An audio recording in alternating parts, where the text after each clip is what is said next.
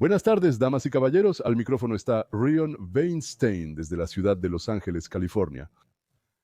Nuestra conversación de hoy la llamaremos o bien El mundo en una semana o bien Resultados de una semana maravillosa.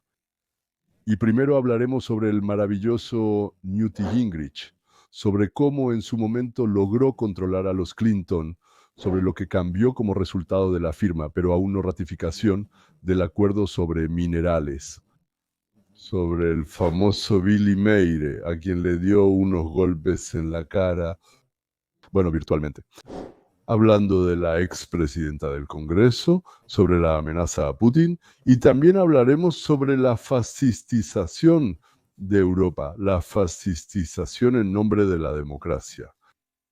Quiero recordarles que ahora tenemos contenido patrocinado, es decir, por $4 al mes. Pueden ver videos más detallados, participar en conversaciones con el autor, conmigo, es decir, y también en otras cosas que me parece son interesantes. Y además, para los rusos que quisieran ver este contenido patrocinado pero no pueden, hemos abierto un canal a través del cual pueden verlo. Todo lo que mostramos como complemento a nuestros programas habituales. Así que Mir, por una semana maravillosa.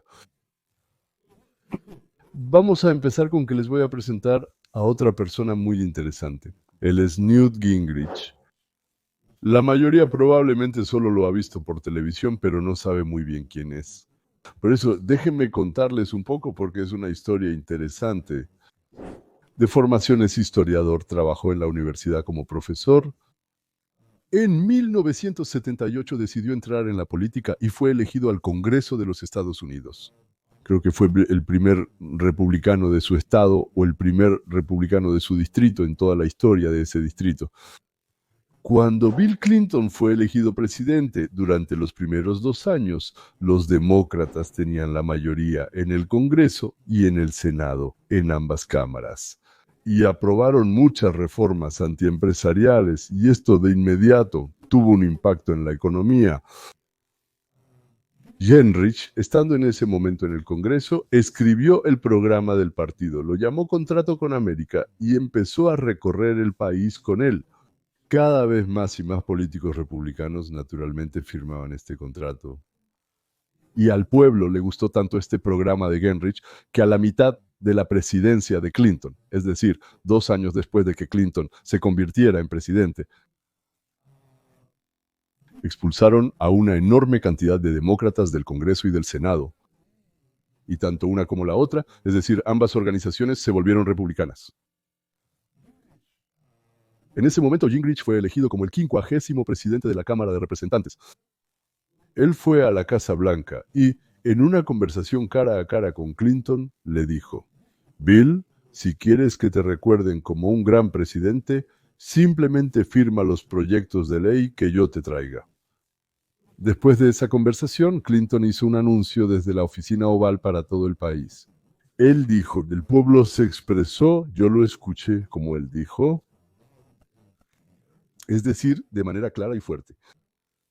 Y estoy listo, junto con Newt Gingrich, para mejorar su vida.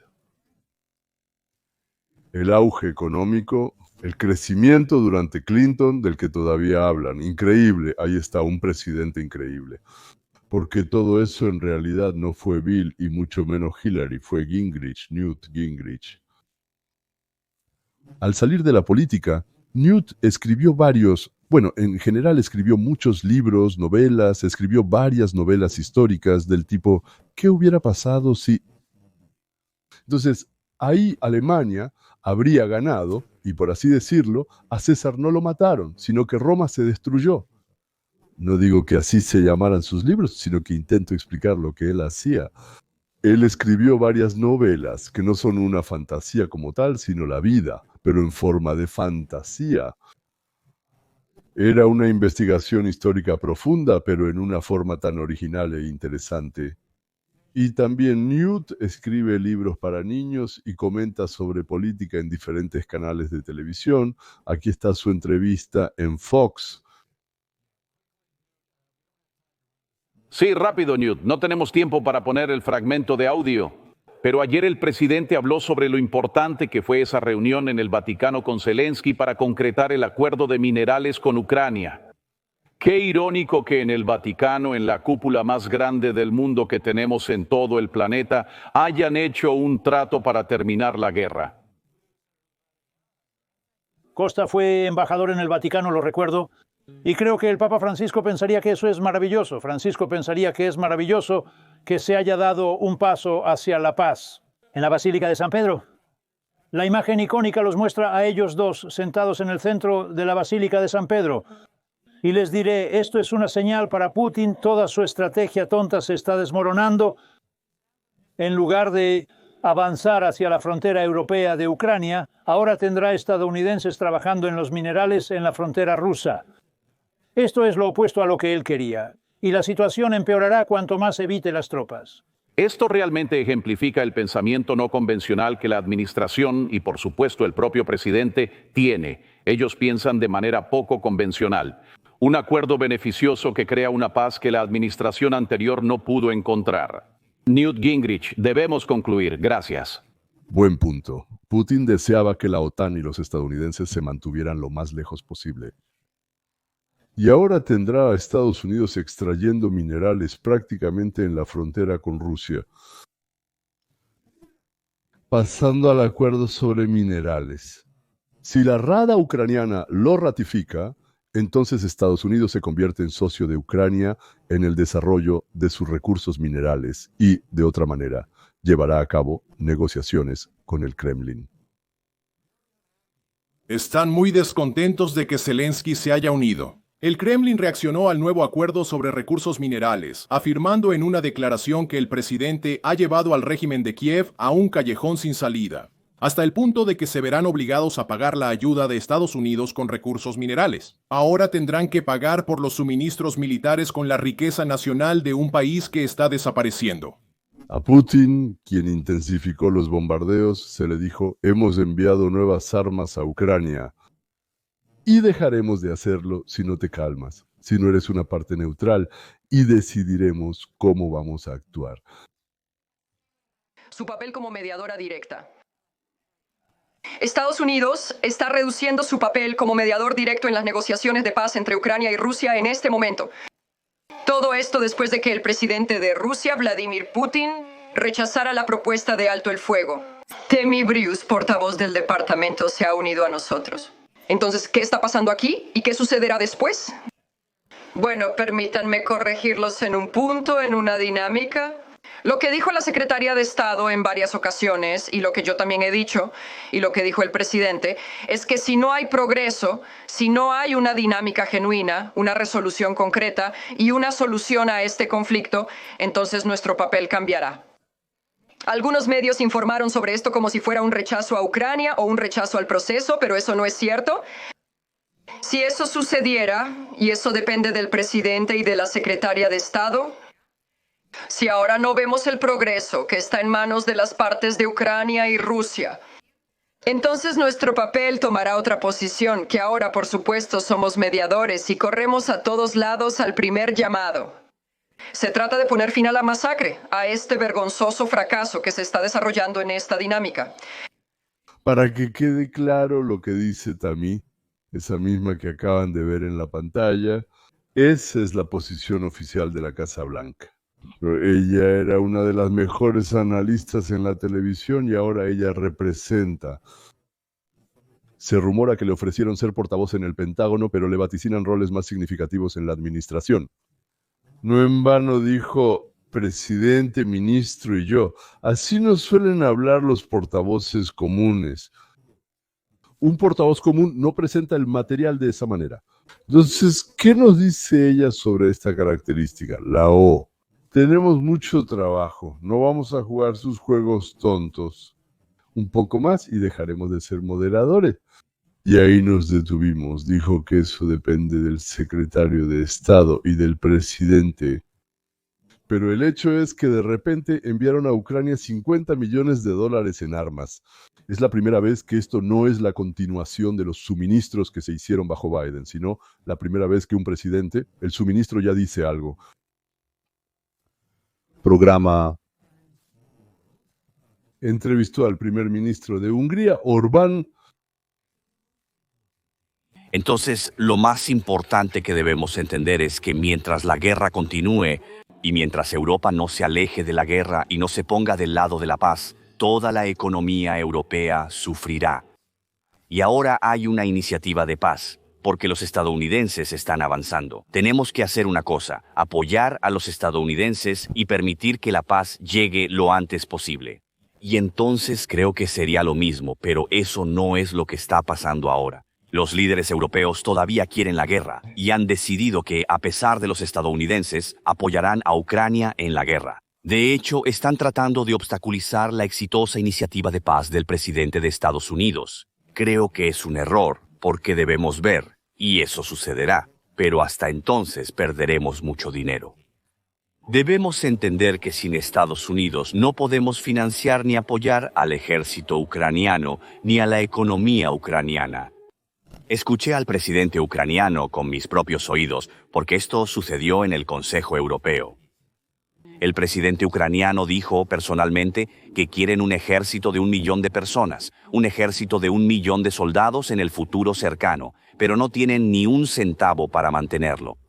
Y ellos exigen, no piden, estos ucranianos, ellos exigen a la Unión Europea que si Estados Unidos no da dinero, entonces el ejército ucraniano de 1 millón de personas sea apoyado por Europa. Porque ellos creen que les conviene tener un ejército así. Eso requerirá una enorme suma de dinero.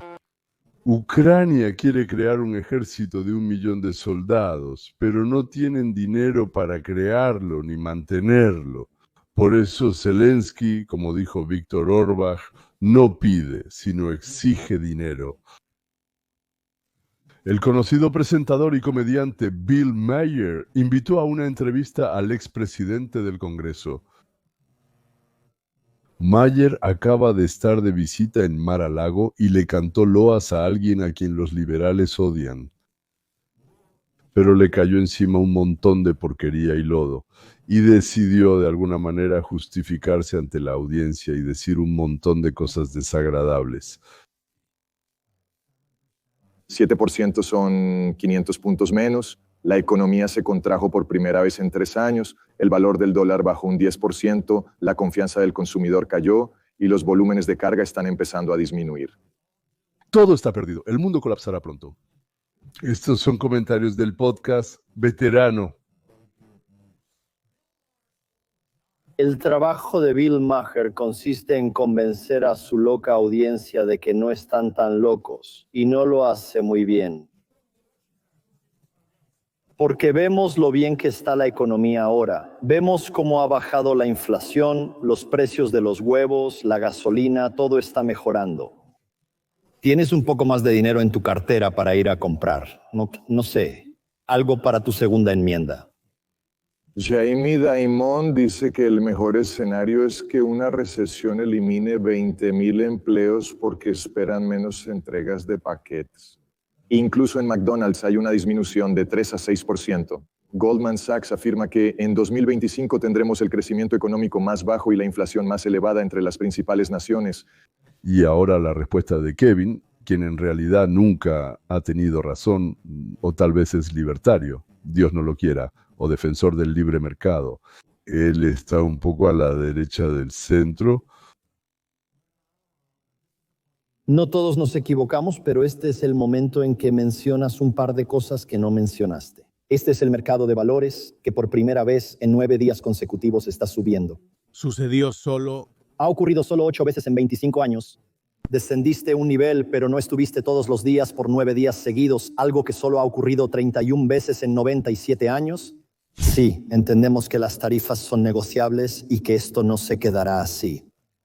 Correcto, la gente ve que las inversiones dan frutos. Las cifras de empleo de hoy superaron la meta.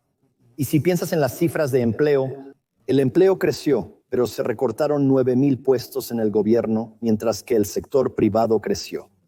Así que esto crea un desequilibrio, pero ves una especie de pequeña luz al final del túnel. Ahora, si ellos firman un par de acuerdos comerciales en los próximos 60 días, los acuerdos comerciales se están acercando. Estados Unidos es el consumidor del mundo. Mira a tu alrededor. Cuando conduces, hay personas pidiendo dinero. Estados Unidos es el único país en el mundo donde hay personas sin hogar. Sufren de obesidad, donde las personas pobres sufren de obesidad. En parte, esto se debe a la dieta. Bueno, el RFK está tratando de corregir esto, reduciendo los vales de comida o limitando lo que se puede comprar con los vales. Refrescos, azúcar, barras de chocolate, toda esa comida rápida. Entre tanto, el ataque a la libertad persiste en Europa. El segundo partido más grande de Alemania fue declarado extremista y más del 20% de los alemanes votaron por ellos. Todos son terroristas y extremistas. Es decir, el partido gobernante está haciendo lo mismo que pasó en Estados Unidos, eliminando a los competidores.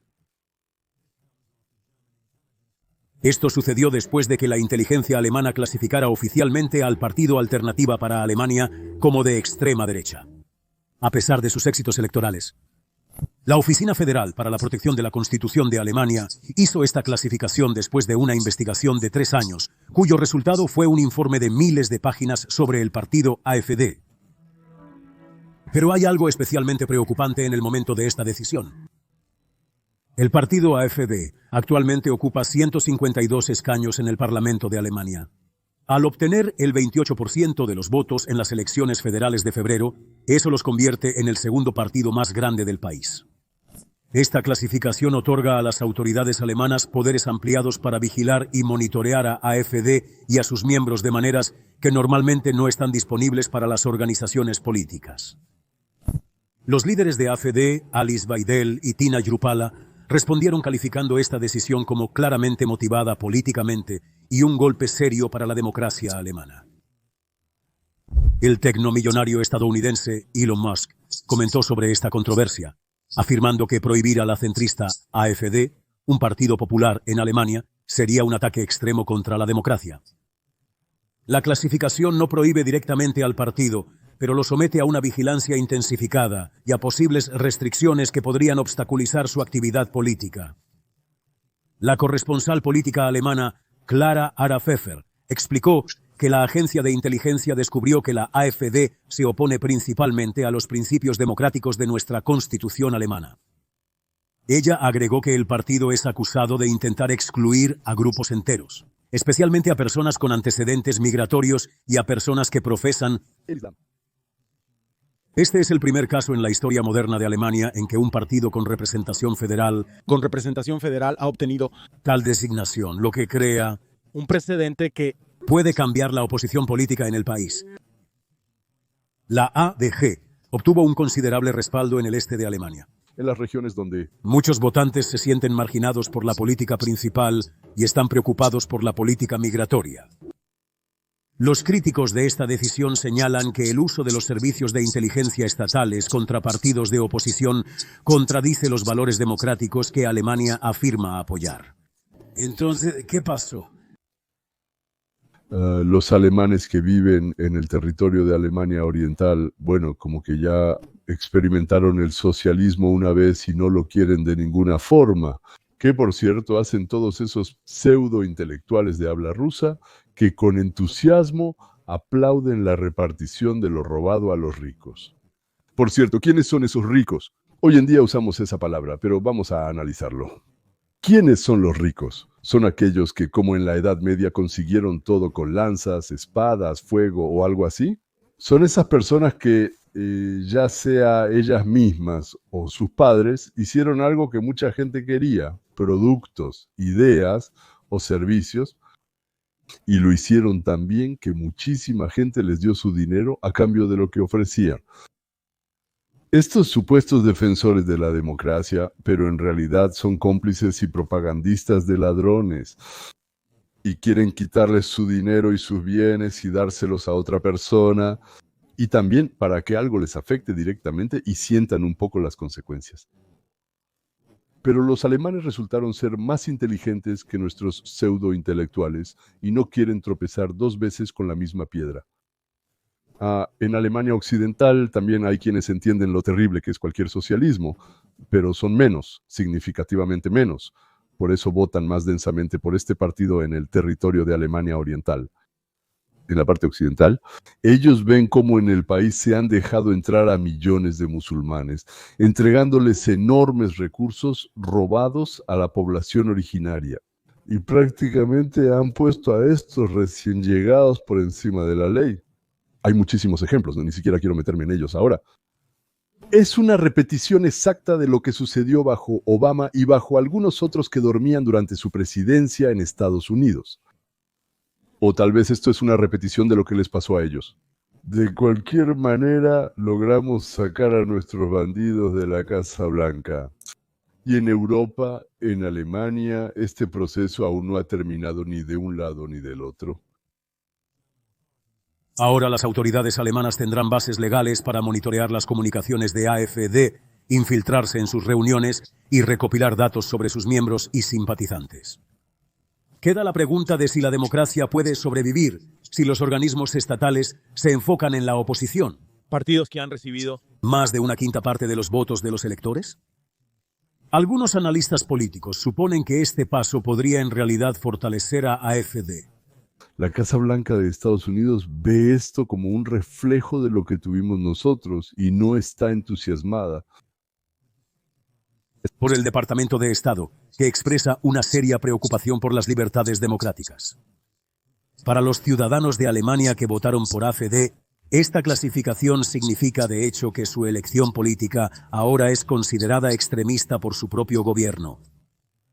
A medida que esta situación sigue desarrollándose, el mundo observa si las acciones de Alemania serán vistas como una defensa de la democracia o como una amenaza a los mismos principios que dicen proteger.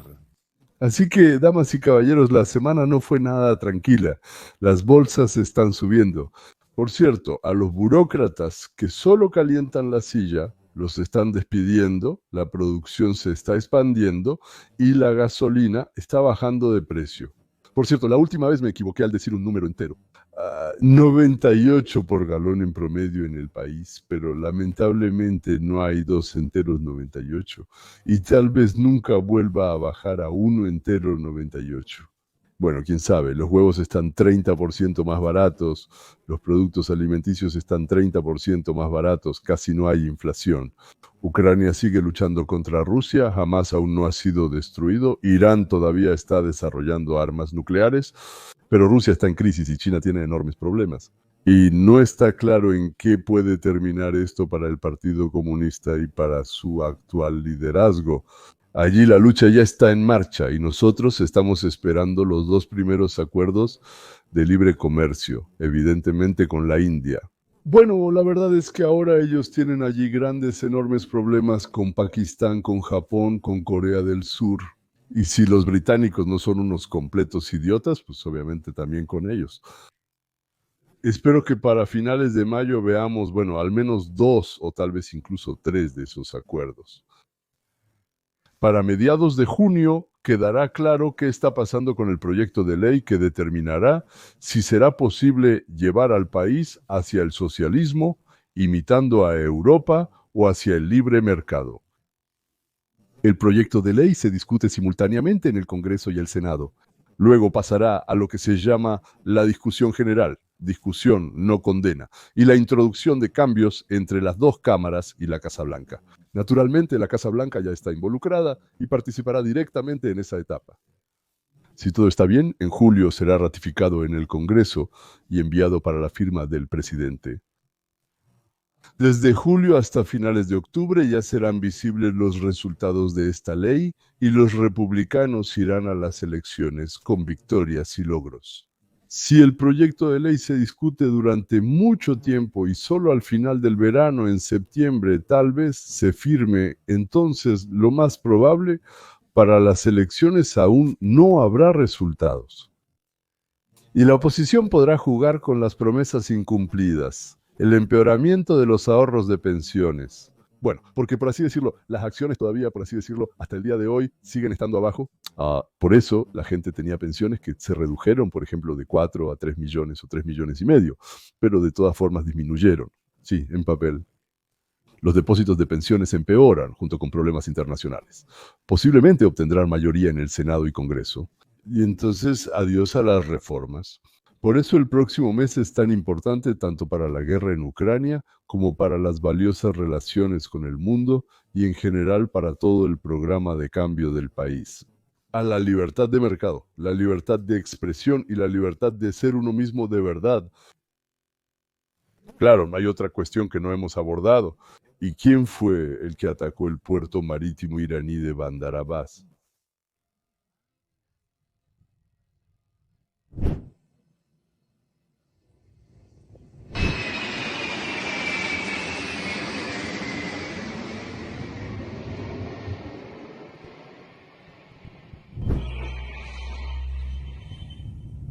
El general Amir Abibi, un general israelí retirado, dijo en una entrevista que explotó un almacén de combustible para misiles balísticos y agregó: tales almacenes no explotan por sí solos.